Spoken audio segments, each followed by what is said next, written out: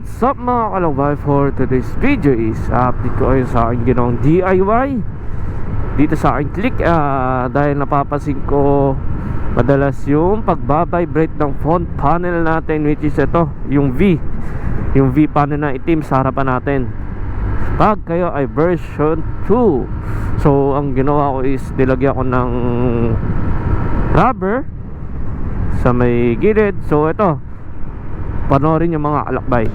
Foam tape itong ating front cover na tong itim na to. Kasi hindi ko na rematis dahil habang nagbiyahe nagbabibrate siya. So dati natitis ko, ngayon hindi na. Kasi kahit naglinis tayo ng panggilid is nagbabibrate pa rin siya, lalo pag high RPM. So ngayon mga alakbay is babaklasin natin to gamit ang torque screw. Dahil dyan, ito. Ayan. So, pakita ko kayo ng sample ng pagbabibrate ng mga alakbay. I-rev natin.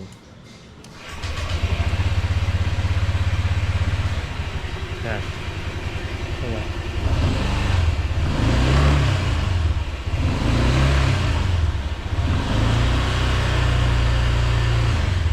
Maganda pag wala sa center stand.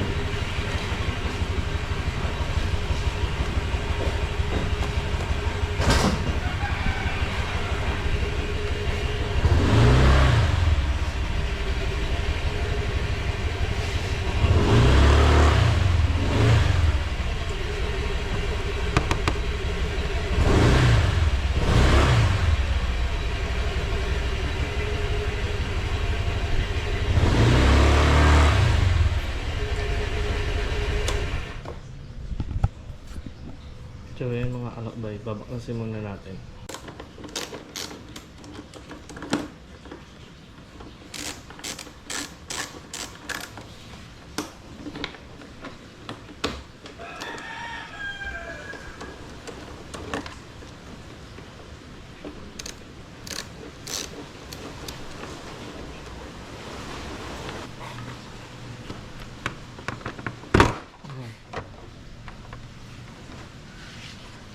So kahit may clip siya, kahit bumabaon yung ano dito, is nagkakaroon pa rin ng vibration. Lalo ko madalas yung tatanggalin.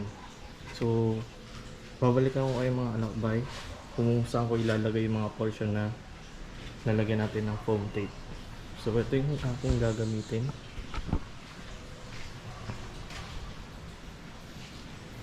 Ito. Ayan. Ganito yung aking ilalagay. So, sa magkabilaan na magkabilang dulo. Yan, kantuhan. So, balik ko kayo mga alakbay, papakita ko saan ko banda ilalagay.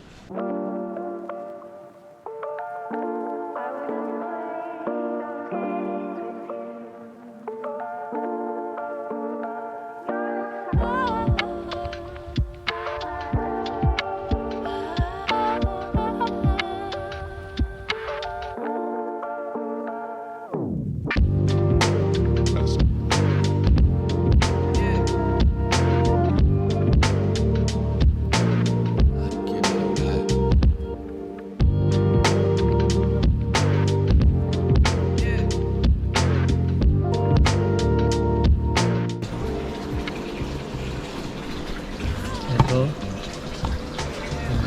ikot dito na. Ayan. Hindi ko na nilagyan to dahil hindi naman natama. Wala siyang paglalagyanan, wala siyang mapapatungan. So mayaan ko na lang, then nilagyan ko na lang to sa testo. So pwede kayo gumamit ng polar bear na double-sided tape. Yan, mas pwede rin yun. Pero mas maganda to dahil siksik yung pagkapog. Tingnan niya. So ngayon kakabit na natin mga alakbay.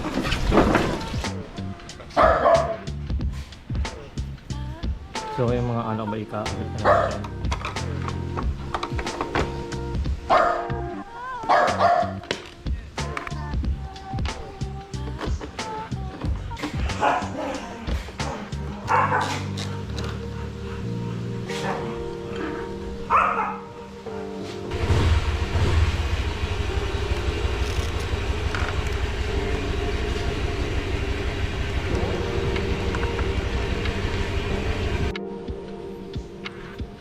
So ayun mga alakbay, tapos na tayo sa ating pag-DIY.